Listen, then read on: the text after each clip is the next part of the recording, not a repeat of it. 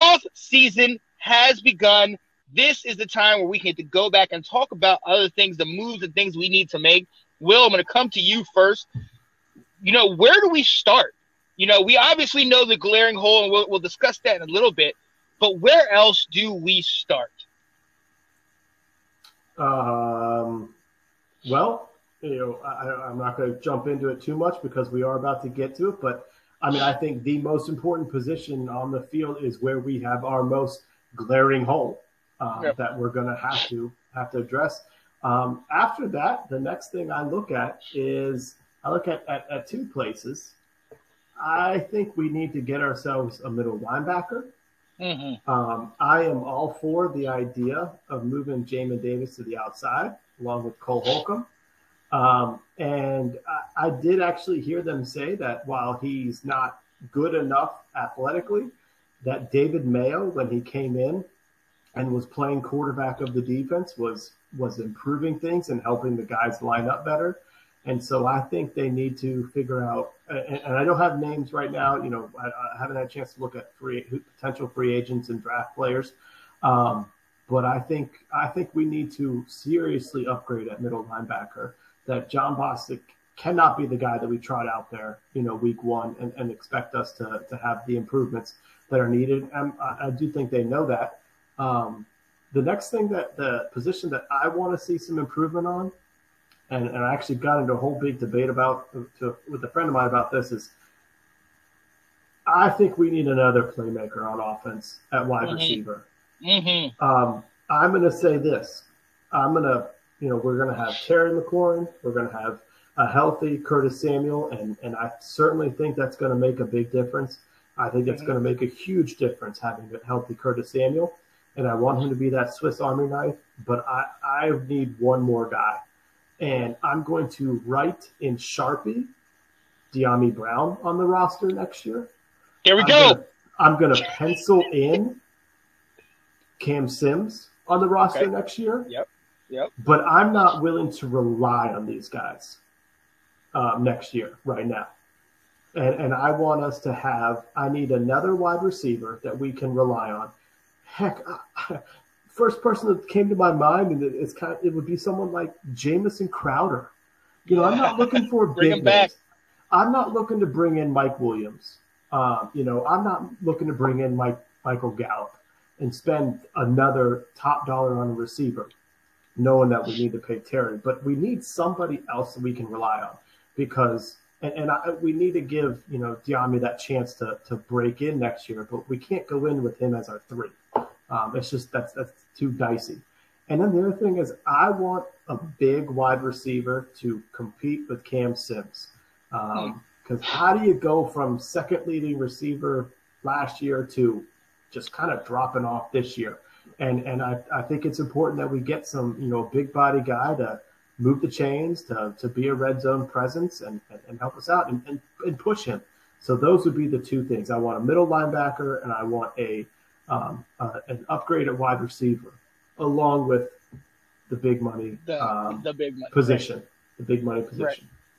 Right. And Ab, I agree with that. But another thing that I know you have been mentioning all year long, are these the only moves, or do we even maybe particularly look at some of our coaches? Okay, so that's a good transition. Look at you, Sean. I know my people. Let's go. Very, very good transition. First, I'd want to say I think you need to revisit every position that we have, except for head coach and GM. I think you should revisit every single one. I'm talking coordinators, coaches, assistant coaches, water boys. Everything needs to be revisited.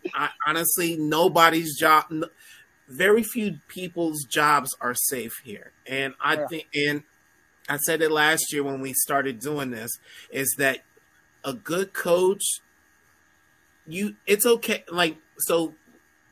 It's okay to be great at something, but if you're ever going to compete, you're always going to see, well, where can we get better at? We had a great defensive line last year. other people are going to sit there and be like, leave it the way it is. Not a good coach, not someone like me. You know what I'm saying? Right. You need to look at every single thing and actually just be like, hey, what can we do to make this better? Where can we add someone? Who can we add? And who would be just this much better than this person? And to me, it's just like, I think we got complacent. We really did get complacent. And I think one of Ron Rivera's biggest things is that he still thinks quarterback's not important.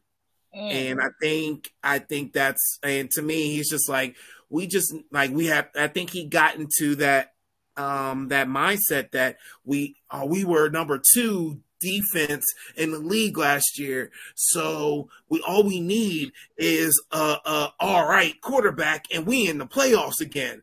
No, you can't do that. And we just need to revisit everything. We need to revisit the defensive line. We need to revisit the offensive line. We need to revisit especially the damn quarterback. I even say we need to revisit the running back position. And honestly, I said it. I said it. Yeah, I love AG. I love what that man does. He had 1,000-yard season. Congrats, bro. But one thing that I don't see out of AG is that explosiveness, that home run ball. Like that, like to me, that's what makes he's like just below that first class of running back because he just doesn't take off. He gets tackled with these like arm tackles. Wait, like Ab, tackles. Ab, are you talking about this kind of explosiveness?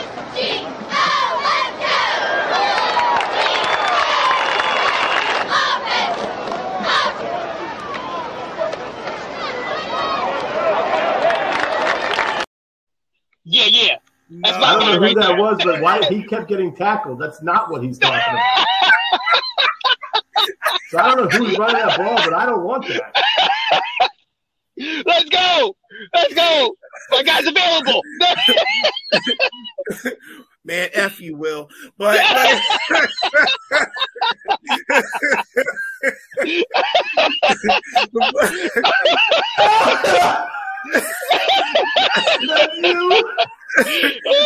oh man. This no man, like we need that home run ball, guys. Oh man. You're right. Look, you're absolutely right, man. And honestly, I think so. Terry, I think it's but we haven't done Terry the whole time Terry's been here. We haven't done that man justice at all, not one bit. And to me, is that it's like having like the best player, but not unlocking his like true talent. And to me, it's just that you sitting there having Terry jump up for balls when that's not even his game. Throw the ball at that man in stride, bro. Right. Like, you know what I'm saying? Like, what? Exactly. And forgive me. I think I may have seen like maybe 3 plays out of 3 years of this man getting thrown the ball in stride. Like, it's just like he doesn't have a lot of like yak yards. Like to me, it's just that you need to unlock this man's true potential.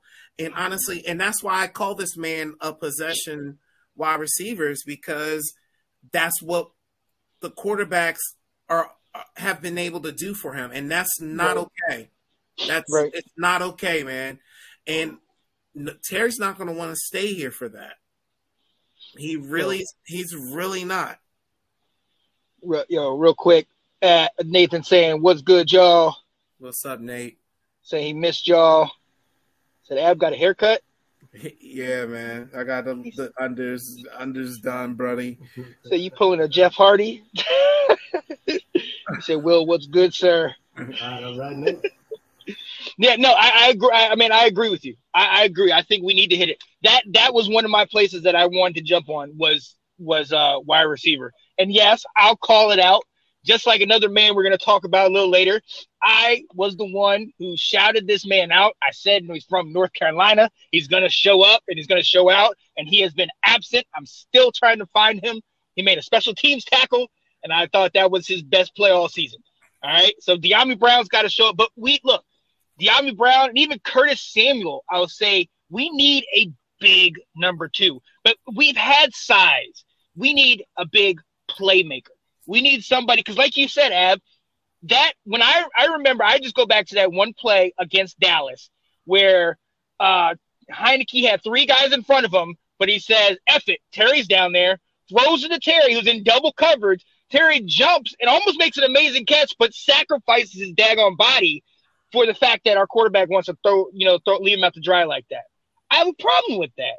You know what I mean? And we'll discuss, because that's the glaring hole. We'll discuss that at quarterback. But we got to, it's like you said, we got to help him out. He's our best player. We got to help him out. And I am with you on running back. Gibson, we know he's been dealing with the turf toe. He gets out, he gets in. But even more than a turf toe, what's the one thing that we had to do as running backs? Secure the ball. Secure the damn ball. Forgive me, Mama, if you're watching. But he needs to hold that damn ball. That is ridiculous. How many times? Let's go back to week 1. We're sitting here. We have the game. We're in the lead. He fumbles the ball, gives him the chance. How many times has he fumbled the damn ball, and then we've been in the situation where it's like, damn, come on, Gib. Come on, baby. Like, you can't do that. That's the number one thing. And I don't care if you were a receiver before. I don't care what other position. That's the number one thing you learn. You got to hold the ball. And the other plays, we got to hit depths. Like you said, at one point we were playing with no-name linebacker. At one point we're playing with random QBs, random player. I mean, Humphreys was one of our top guys, and not because he was good, but because we couldn't keep anybody else on the field. You know what I mean? We have to address depth, and we have to address playmakers. But to your point, Ab, we gotta let's hit it. We need to make it so ain't nobody's job safe. Because even some of these coaches, I don't care where you coached before or what have you. Look, there's only a certain point we can go where it's like, all right, the players aren't getting it done. Because then you got to go into the coaches like, all right, man, y'all see this stuff. We're watching it at home. What aren't you telling these guys? How are we seeing some of these things that you guys aren't relaying it to them? What is that not in film study? Is that not in, you're not trying to yell at them? Like, I don't get what it is. Where's the miscue? Where's the miscommunication? And it's frustrating. So we literally, I think what our problem was coming into this year, like you said, Ab, was we came in thinking, oh, snap, we got a good defense when healthy, and we got a good enough offense, we'll be fine. Well, health was an issue, but our defense's production was an issue. What did Sweat and Chase say at the beginning of the year? Oh, we're going to try to break the tag team sack record of almost 40 sacks. How many sacks did they have combined? Was it 10? Not even 10? Not even 10. Yeah. Come on, and look, I'll give you we know Chase Young got hurt, so half the year's out, and we know Sweat was hurt, but still, even when they were in the game, it was not the difference that we were expecting. The difference is they led us to believe that was going to happen. So, hey, everybody's job needs to be on the hot seat because we need, except for Terry McLaurin and my guy Cole Holcomb. Jonathan Allen, and my guy Cole Holcomb, North Carolina. I got one other guy who actually can tell everyone to F off, and that's our offensive line coach. He can tell everybody F off with the job that I did this year. Yes. The fourth string center, and you know what? I made him at times serviceable. Not good, not great, but serviceable at times. Serviceable, right. Hey, so Nathan said, who goes first, Del Rio or Turner? Oh, it's Scott Turner. Because he's going to be a head coach in 2 years. I said it. Would you like to speak on that, Ab? The dude, oh my gosh, he calls plays. He calls plays like he's playing like Tecmo Bowl, like Jesus, like it's so bad. Like it's not even. You just wait, Scotty too hotty. When he gets himself a quarterback, you just wait. Here we go. There is no fluidity in his play calling, and it blows my mind. Like he calls plays like he's on Tourette's. And I don't understand how this man is able to get away with this and then still have a job, bro. I'm just blown away. I think Turner is like, honestly, I think he keeps his job, but for all the wrong reasons. Yeah. And look, I don't want to see anybody else message me or share this daggone post that says that McVay and LaFleur and Shanahan were all on our team. We know they were on our team. But anybody sharing that is sitting here and overlooking the fact that who we have at owner and how the whole damn organization is. And guess what? We got the little brother of Gruden. We got the other brother Gruden. So what do you expect to happen? Of course we're not going to keep these guys. Like, can I say do they also talk about those guys were had losing records in 3 of their 4 years in DC too? Boom. Like, there you go. And very rarely honestly, I can't even name a time where they fire the head coach just to promote the offensive coordinator. I can name one time, actually. Tampa Bay. They fired Lovie Smith to bring up their offensive coordinator because they didn't want him to go anywhere. That's the one time I can name that they promoted someone within the system and let go of the head coach.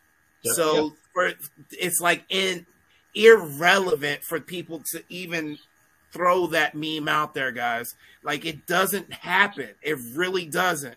It's more likely for them to let go of all their assistant coaches, offensive coordinators, everything like that than to let go of the head coach. Yeah. He's asking Byron Leftwich. I don't think a head coach. He better be a head coach after this. Yeah, what about him? But not us. We can't. We're not going to get him as head coach, and he's not going to come to us as coordinator. Right? No. Yeah. No, he needs to be a head coach. Yeah, he needs to be a head coach. We're not. I thought he was talking about what the scenario I brought up. I was like, what? Is that no? No, okay. He hasn't. Yeah. He's never been a head coach. But that's what I thought. Yeah. I think he'll be the next coach of Jacksonville. I think that's my opinion. It'd be a nice turnaround story. It would be. Right. Mm-hmm. It was a good fit because he played there, right? Yeah. Oh, yeah. He was drafted there. Yeah. So I think that'd be a great fit. And if we're all hearts and minds are good, we can go into the part that has literally been giving us an aneurysm. Give me a second, Sean. Yeah. It wasn't. No. Byron Leftwich has never been a head coach. Took over? Who was? I see. I know what you're saying. It was an older white gentleman. I don't recall it, but he was supposed to be like this offensive guru kind of thing, and Tampa Bay just did not want to let him go. He was supposed to be the truth, and I don't even think he lasted 3 seasons, guys. Yeah, it's escaping me. I know what you're saying. Yeah.